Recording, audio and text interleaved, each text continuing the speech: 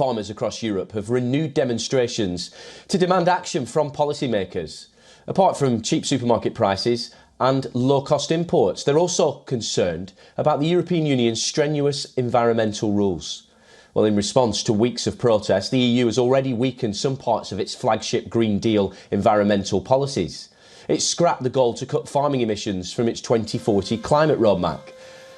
And the EU has also withdrawn a law to reduce pesticides and delayed a target for farmers to leave some land fallow to improve biodiversity.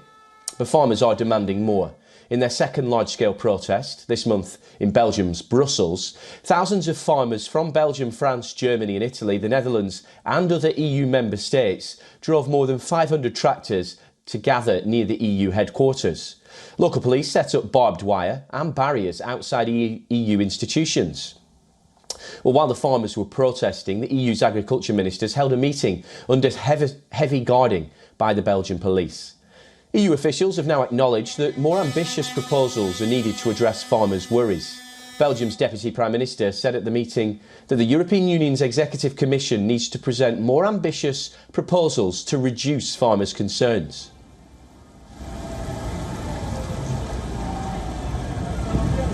The Council has agreed that these policies go in the right direction. These measures will constitute the first concrete step that we will make to quickly respond at the European level to some of the worries of farmers. But the Council considers that this is not enough.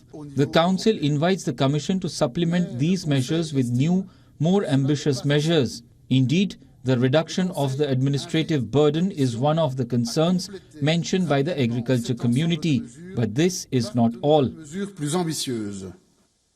Amid the protest, the European Parliament has approved an EU flagship law to restore nature, salvaging at least part of its plans to protect the environment.